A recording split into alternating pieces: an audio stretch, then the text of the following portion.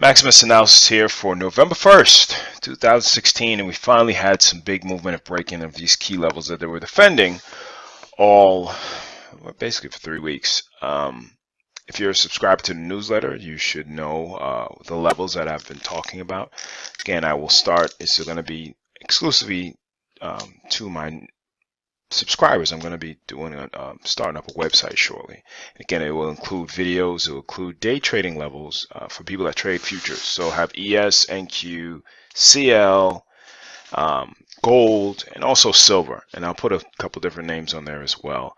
And then you will get, of course, these nightly videos that you guys have been watching, and also some stock picks. And again, looking at different names and looking at the big picture, plus a lot of trade education.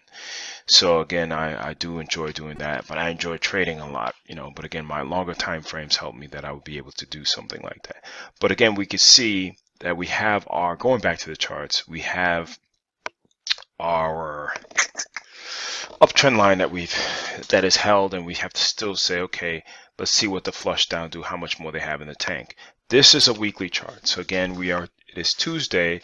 We don't have too much, this has a lot more week to go, so we don't want to jump the gun here. But we saw that we had a, it looks like a short cover into the close. Again, they held the 2093.5 area. 2116.5 was the support level. That was, again, you had a series of lower highs and they broke. Again, those who trade the breakouts, I think they're going to squeeze them a little bit, which they probably are doing right now as we speak, because a lot of people are chasing. But again, looking at the 65-minute chart, you can see that, again, it's giving what would be called in the candlestick, Japanese candlestick world is a morning star, but it's very premature to say what it is, and we'll see what the overnight action does, and if they ramp it, or move back up to the 2128 or even the 2116.5 level. We'll see how it goes from there. But again, I was stating, and I state a lot in the newsletter and on Twitter, just don't fall asleep, because that's when they're gonna, really hit you. And I think that's what happens. Again, people got lazy, saying, all right, nothing's gonna happen until next Tuesday, and they got caught out there. So we'll continue to watch and see how things are going for this ES. Again, this is the daily. You have the 200-day around our 2080. Can you believe I'm saying that word again? The 2080 to 20. I have a level at 2082, and again, it lines up close to where this 200-day moving average is. So we'll continue to watch that there, and also again look at the bigger picture to say, okay, always bigger picture, always focusing on the larger time frame, and then using the smaller time frame to get your entries. Again, this is something I will be discussing in further detail to those that subscribe. NQ got right to its breakout point right here. So again, we'll continue to watch, but I think they definitely come for this, these lows right here. I think this is the Brexit low. Yep. So I think they have more to come. They got a lot more squeezing to come versus this, but you can see how many weeks it's just been sideways since September. It actually listed before that, because this is still an anomaly. It's been sideways since August, the beginning of August. So annoying, but again, we'll just continue to watch it. We are breaking below our midpoint level that we've discussed numerous times. Again, if you've been following the channel, you can see that again they are testing this 17,900 level that we've discussed to see, has it been support, resistance. Now will it be support again?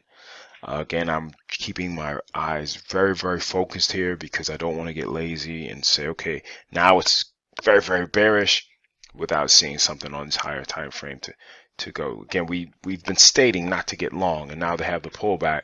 Is it going to be a pullback that holds, or they're just going to flush it down like I expect them? But again, I want to be prepared for both sides. You had CL. Again, we had CL, which had, sorry about this mess here. I had my morning levels up, and I also had my 65-minute wave count that I did, and it held the support, which is, again, you've got to know from watching my videos that last buy signal was 46.47. And let's look at the daily time frame. You could get a little bit of perspective here. It was right here.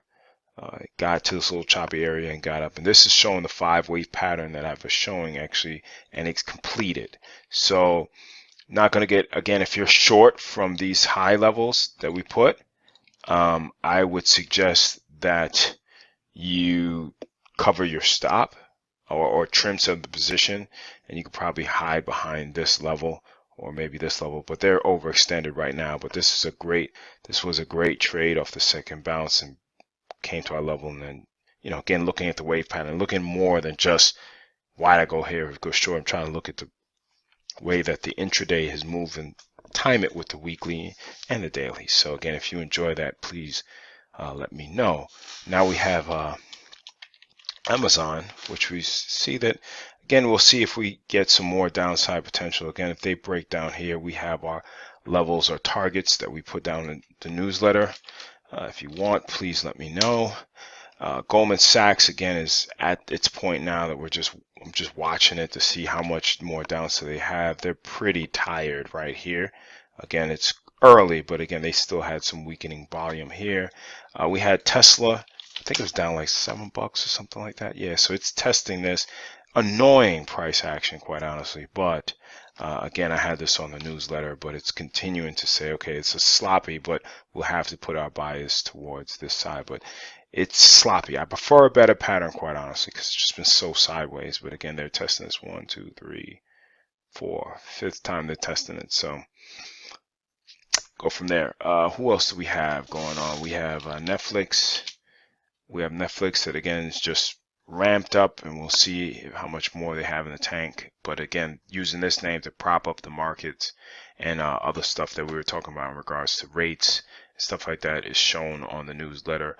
I've been saying for weeks for everybody that is looking that now is not the time to be getting long UUP.